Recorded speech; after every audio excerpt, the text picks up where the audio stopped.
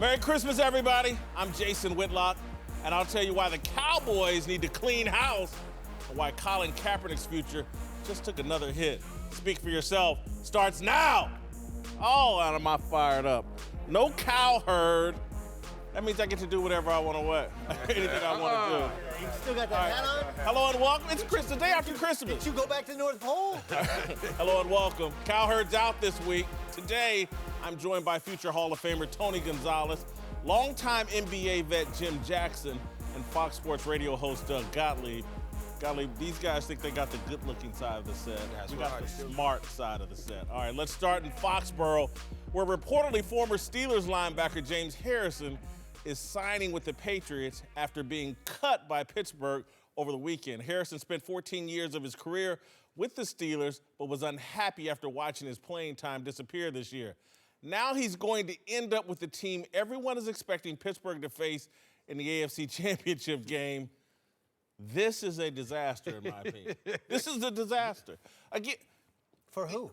For the Pittsburgh Steelers. Oh, okay. And for Mike Tomlin, you kept this man for 15, 16 weeks. He knows all the secret codes. He knows everything. And when you cut him, you had to know. James Harrison's an angry, bitter person. Is he? He's going to seek revenge. Look at the way he plays. I love James Harrison. He's from the Mid-American Conference. But look at the way he plays. He's angry. He's bitter. He's a scoring lover. Of course he's going to go to the Patriots, tell them everything, and come back and probably play you in the playoffs. The Steelers, I don't know what James Harrison was doing in that locker room. Tony, you may give me some insight here, but I would have held on to him, man. I would have held on to him. But I'll tell you what, this is what I love about the New England Patriots and Bill Belichick, because I know this, the way they coach, when they evaluate people, they don't coach about what he can't do. They coach on what he can do. Right. And so when he goes there, know for sure that they're going to put him in a position where he can go out there and use all of his talents, where he benches 600 pounds, squats 1,000 pounds. He is going to use that for about 10 plays a game. And I bet you right now that he has impact plays for this New England Patriot team. And you're right. Nothing like a scoring person in a relationship. You break up with me, I'm going to show you. We've all been there. I'm sure you've burnt clothes and slashed tires because you're a psycho. I don't know what you've done, Jimmy, but this is a good pick. I want him to show up first day of work, like not just in his car, like pulling a car, right? Like pulling a car and then parking it. In typical James Harrison, right? But this is, now it's classic Patriots, because I don't know how much of the cheat codes he really has, because the Steelers have no cheat codes with the Patriots. They clearly don't know how to cover Rob Gronkowski, right?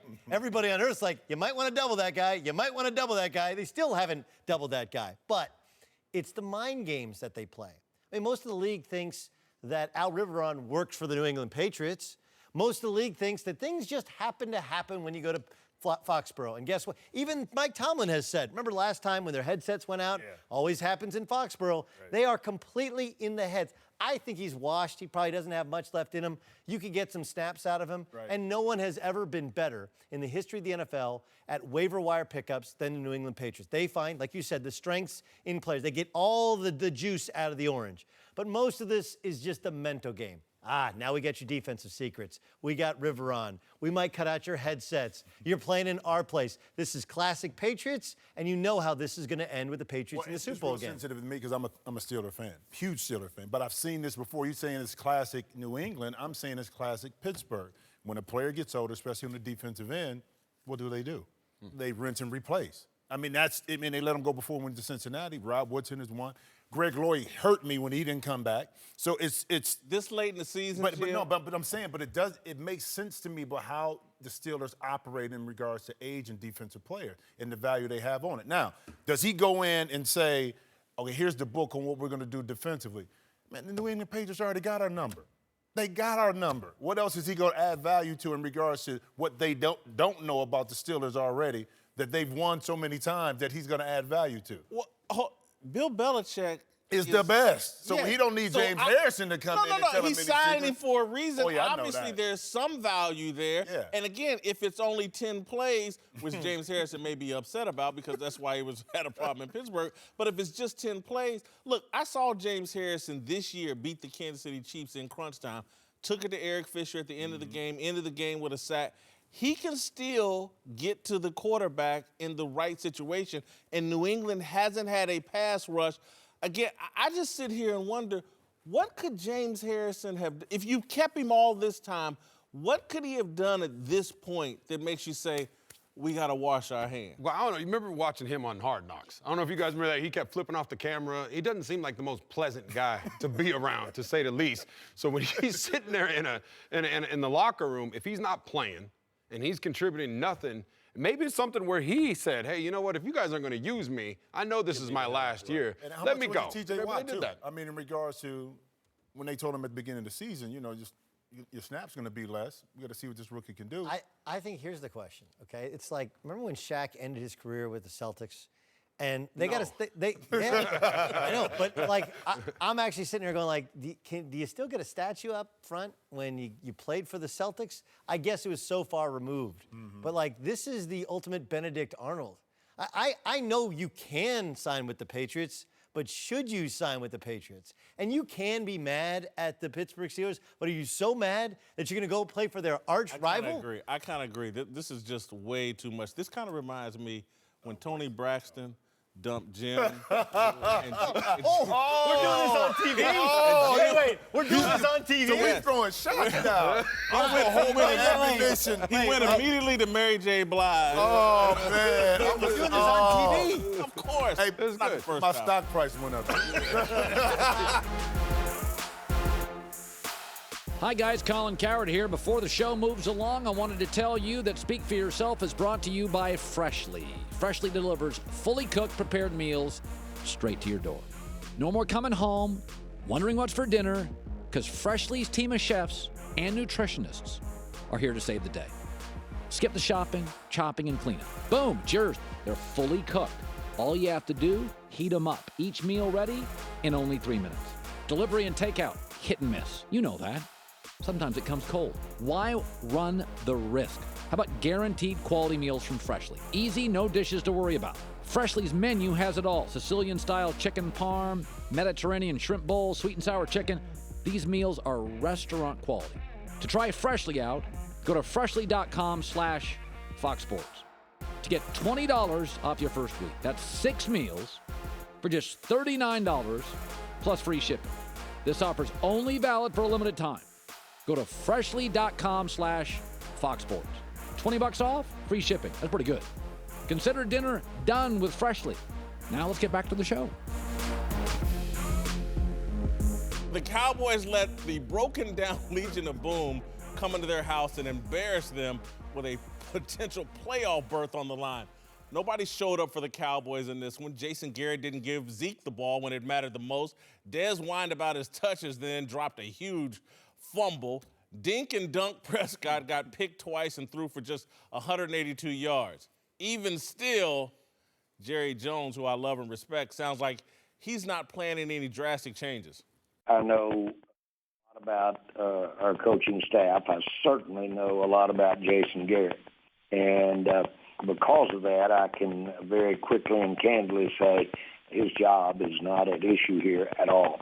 Let's just say that it's not in the best interest of the Cowboys right now to be considering a head coaching change. This blows my mind. And Why? Because the man's had 7.5 seasons. He's had one playoff victory. When the dusty-ass Legion of Boom comes into your stadium with a playoff game on the line and you 12 points? People have to be fired and held accountable. They should burn this whole thing up. I would fire Garrett, I would cut Dez, and I would draft a quarterback. That's what my takeaway from this season was. Fire Garrett, cut Dez, draft a quarterback. That's just gone. I'm not gone. I just put some heat on him.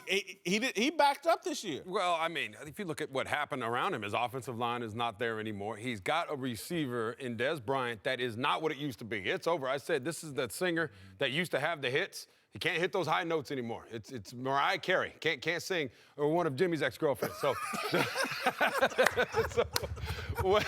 they got an older tight end, and Jason Witten, who I love. Jason Witten, he's a Hall of Fame tight end. You're right. They need to burn down most of that stuff and come back even stronger. Garrett. But the coach, who's going to take Garrett's place? Who's going to go in there? Because Jerry Jones is who's coaching that whole thing.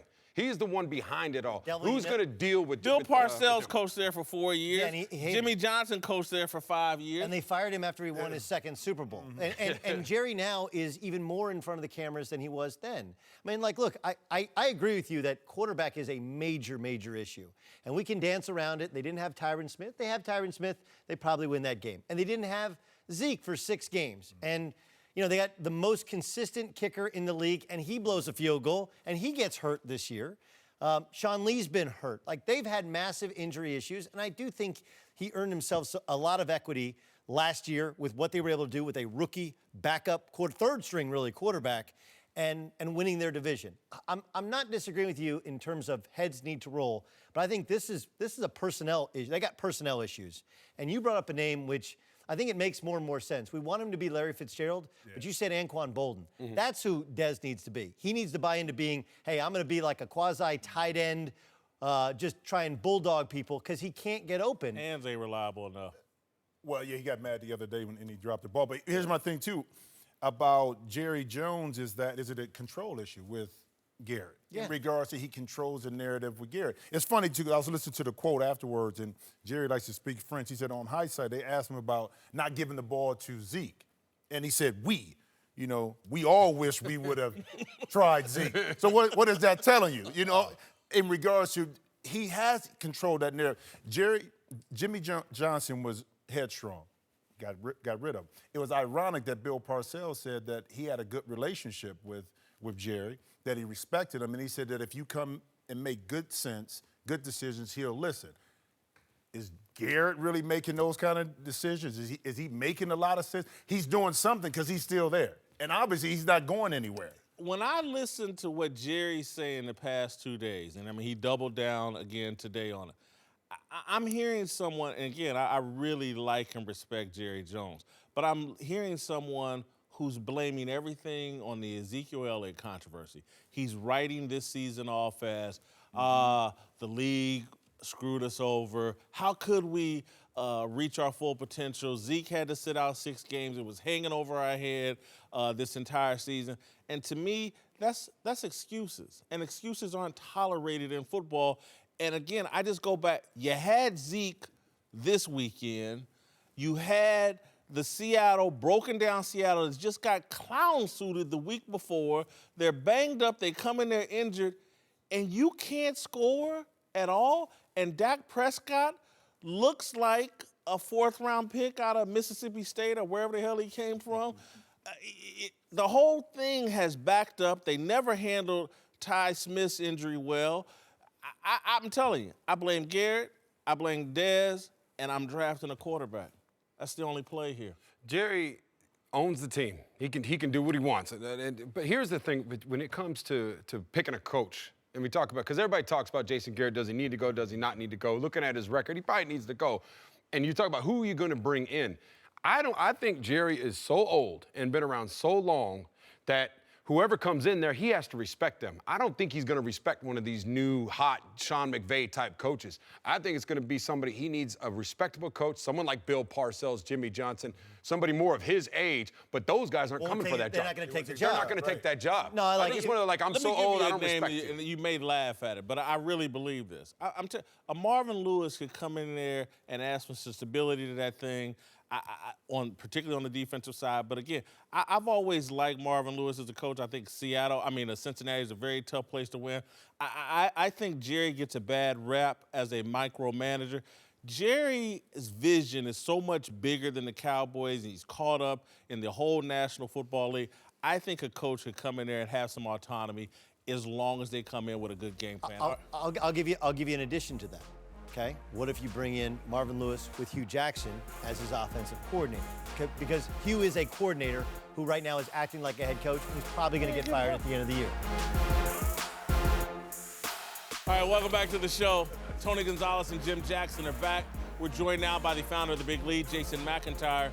Let's move to Santa Clara, where Jimmy GQ led the 49ers to their 4th straight win, picking apart a Jaguars defense that had been dominating teams and embarrassing top QBs all season. Garoppolo's performance was just more proof of my point from last week that Jimmy G is demonstrating exactly why no one wants to touch Muhammad Ali, a.k.a. Colin Kaepernick. Not that everyone agreed with me. Cowherd didn't like my position. And this weekend, a Hall of Fame coach joined in second-guessing me.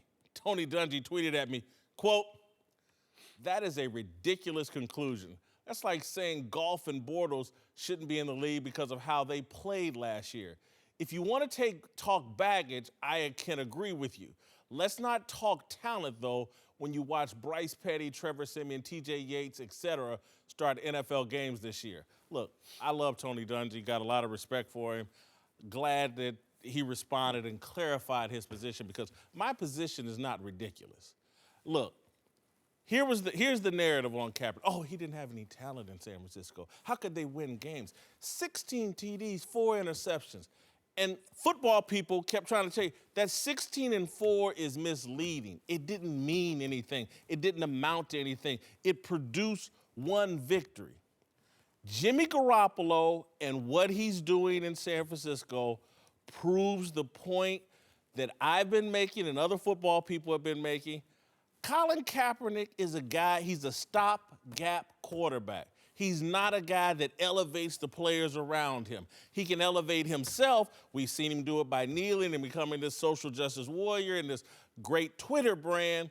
But in terms of elevating a football team, Jimmy Garoppolo just showed up on a team that everybody thought was tanking and thought was in the hunt for the top pick in the draft, 4 straight victories. If you're going to create the kind of noise that Kaepernick does, if you can't do what Jimmy Garoppolo does, nobody wants to sign you. Nobody wants anything to do with you.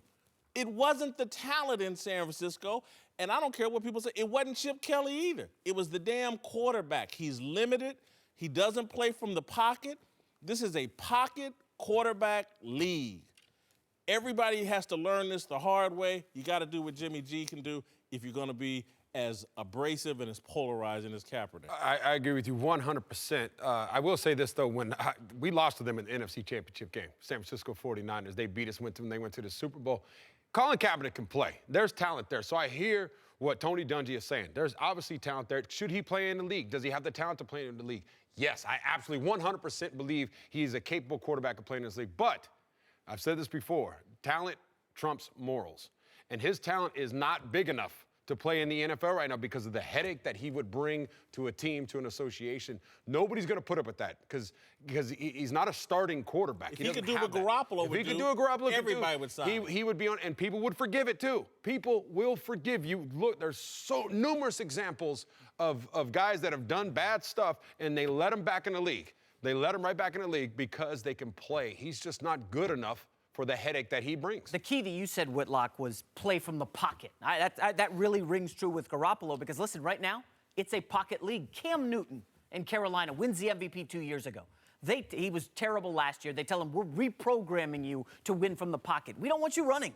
Cam, you've got to become a pocket guy. We see Russell Wilson is really the last pocket quarterback that can win and scramble. Tyrod Taylor's kind of there. But if you're not winning from the pocket, and Kaepernick's a 59% completion guy, Jim, I'm sorry, he has no chance of my biggest thing with the whole Kaepernick thing was he a starting quarterback? Probably not. Could he be on the roster? Yes. But because of the stance that he took and just being a veteran in sports for 14 years, I understand the inside conspiracy in regards to other franchises, other organizations saying, listen, I'm hands off. I just can't bring this narrative around what we're trying to do with our fans in the locker room, whatever it is. The narrative with Jimmy G, yes, he can play.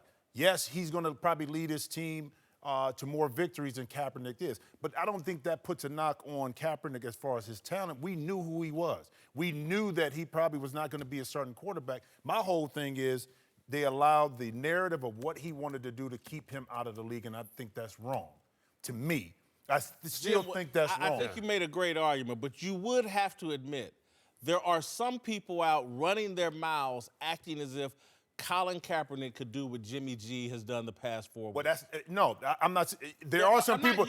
There's some people out there that want to go back to the Colin Kaepernick when they got to the Super Bowl, but that's a different player. That was the guy. 2014. Exactly. But again, that's not the Colin that's Kaepernick Jim we Harbaugh. saw. Look. I even say it with Cam Newton, and we may get into this a little bit later, but Cam Newton has a great defense, and when he went to the Super Bowl, he had a great defense, and if you want to be a run around the pocket guy and play from out of the pocket, if you have a great defense, you can do that.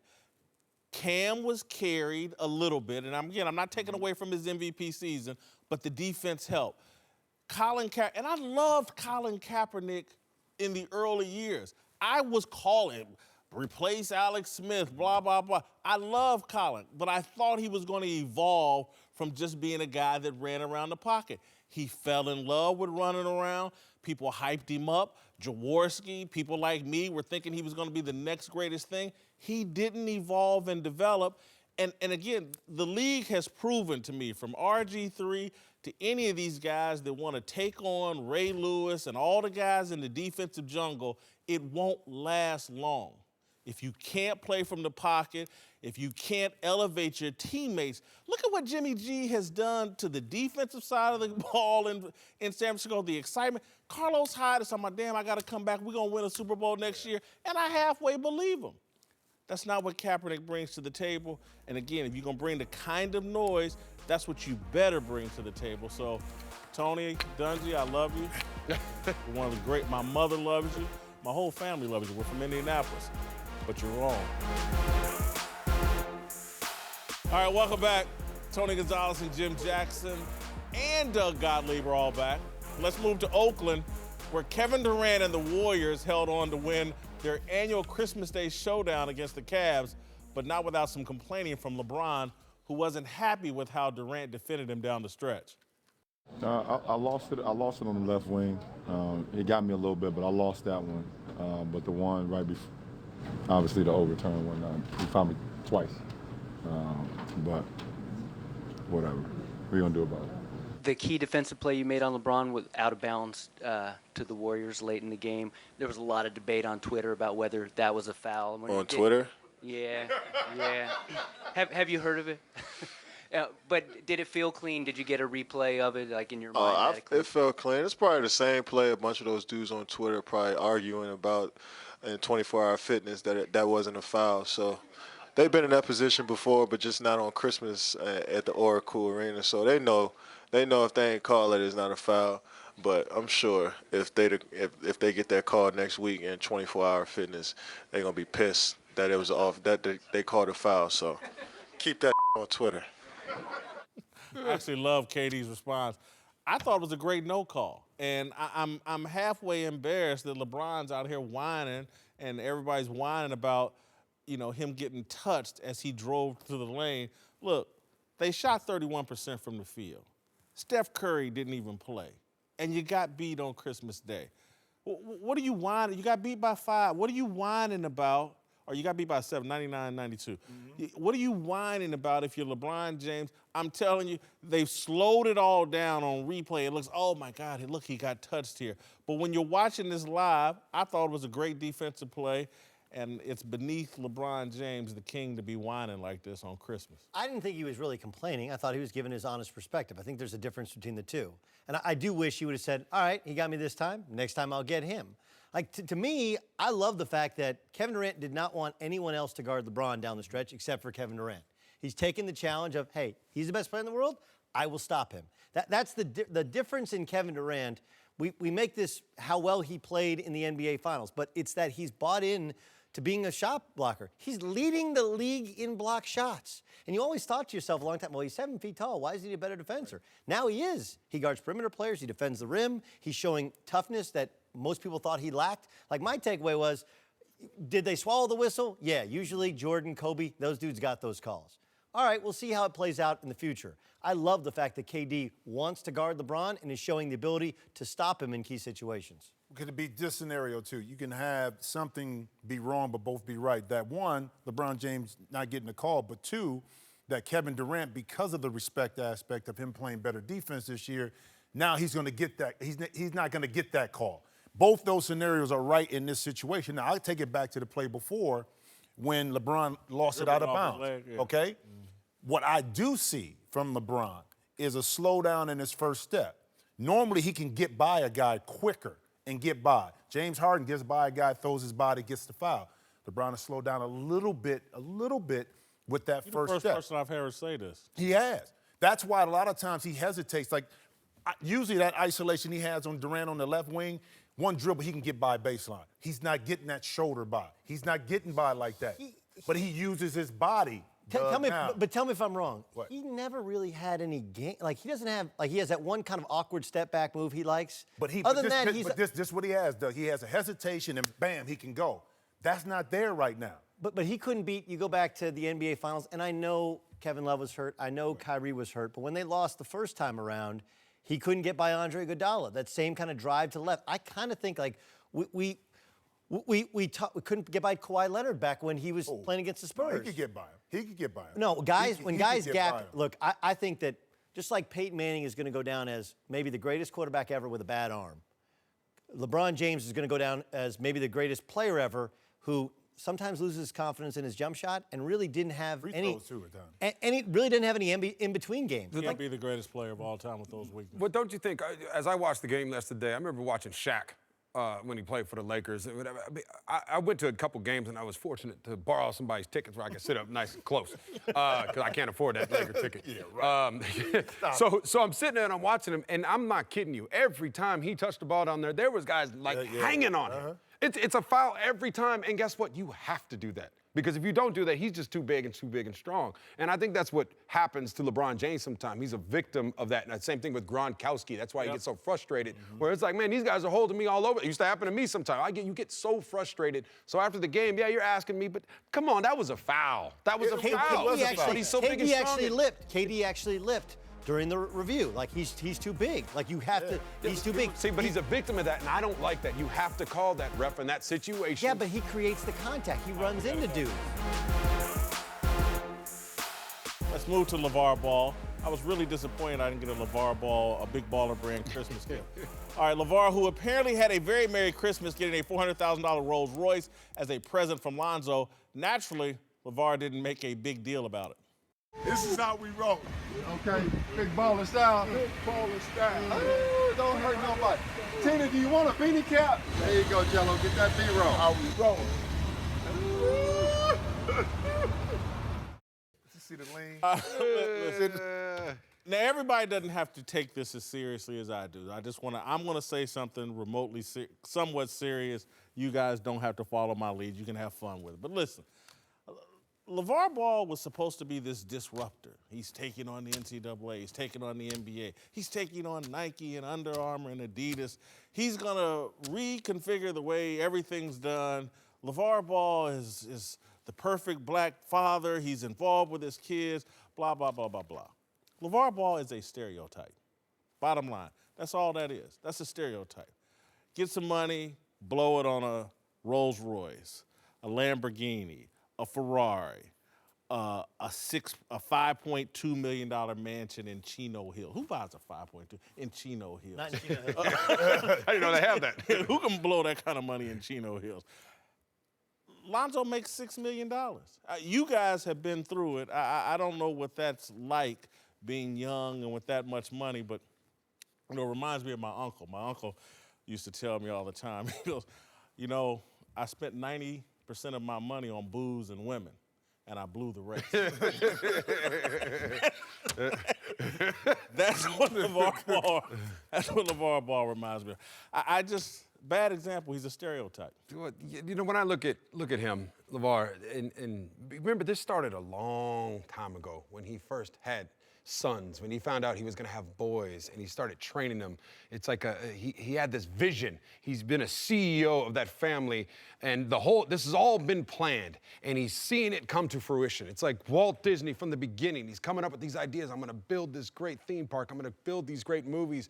This is what he's been dreaming about, and he's been working on and working exhaustingly on, and now it's coming to fruition. He's enjoying what he's been. I'm not saying it's right either. I think it's ridiculous as far as I'm concerned, But when you look at this, at least try to look at it from his perspective. He's put all that work in, and it's paying off time. It's money time for him. And why would he stop now? He's thinking baller brand. We're going global. I'm taking my kids out of school. We're going to set up shops. I'm going to do something that's never been done before. Remember that when it comes to when 99% of the people are saying that your idea is crazy, either you're going to be dead wrong or you're about to make history. He thinks he's about to make history right here. Like I said, I don't agree with it. I don't think it's going to work, but hats off to him. It's worked so far. They're going to end up broke. No, and 30 look, for 30. And look, Probably. The cars are a symptom. Okay, the house just shows you have no business acumen. It's not that there's anything wrong with you're from Chino Hills, you want to stay in Chino Hills, whatever. It's not close to where his son works. It's not close to where business is. And oh yeah, by the way, a house that you buy for $5.2 million in Chino Hills, if you live in California, that's not prime real estate. That's not going up. It's not going to be worth $10 million. Whereas you buy the same house in Malibu, much smaller scale, in 5 years, it's worth $10 million. It's a smart investment. There's nothing, all of this is a depreciating asset. But that's not the part that scares me the most if I'm Lonzo Ball, who's really the sole proprietor, only guy who's actually making money from Big Baller Brand. The league part really scares me because now all of a sudden you're wasting money. The idea that his dad's going to start a league and pay 80 guys and Big Baller Brand is going to be the lone sponsor of it, that's just going to be constantly writing checks and eventually it goes bankrupt. Big Baller Brand goes bankrupt. And who do they call on when they need more money? They call on you, the only guy with an NBA contract. I think they're more likely to go broke than anything else. And I think this, instead of being a great rags to riches tale, it's rags to riches back to rags tale is the most likely conclusion. Well, Doug, I don't want to jump to the point about somebody being broke or what happens, okay? Because hopefully he'll have his agents and people will be in place that long-term, down the line, they'll be able to do what it needs to take. Me, I don't count on other people's money. I just don't. What you buy and what you do is what you do. If that's your parents and that's what you want to buy, you go buy it. Be smart about it, okay? Long-term, we're talking about Lonzo. What does he have to do to get that second contract? That's the important part. Okay, Big Baller Brand, stereotypical. When people go out and win the lottery, what they do? They go buy stuff. Yeah, and how many lotteries? This is what I'm saying. They go do it. I don't count other people's money, and I don't really care if he buys his father the house, if he buys his father the Bentley, the Rolls Royce. I don't care. What I do care about is the player. To me, I care about Lonzo because I love the way he plays. If he's carrying too much weight financially, Jim, I'm sure y'all have seen it in the league, in NBA, NFL, where the financial burdens get inside of a guy's head and affects their play. And I hope that he matures enough, like my son, he matures enough to say, Dad, family, I said, the quicker you figure out to say no, you know this, how to say no and when to say no. The quicker you figure that out, the better off you'll be. But here's a kid with two parents in the home. Like this should be the family that we all look up to. And I honestly think he's looking at like the Kardashians. The difference is the Kardashians are making $60, $70 million a year, and the Ball family, to this point, has not. You know, they're cashing in on future assets. I started living in L.A., down in California, Hollywood dream. No, I want to lighten it up a little bit, just because I don't want LaVar watching this and thinking I don't like him. Because I got guys like LaVar in my family. My uncle would have done the exact same thing, I'm just telling you. So, LaVar, I made a little video for you. More money, more problems. He reminds me of Mace and Puffy. You know, I don't know if y'all remember. LaVar, this is what LaVar looks like right now. He's more money, more problems. There he is, LaVar. Big Papa, we're rooting for you.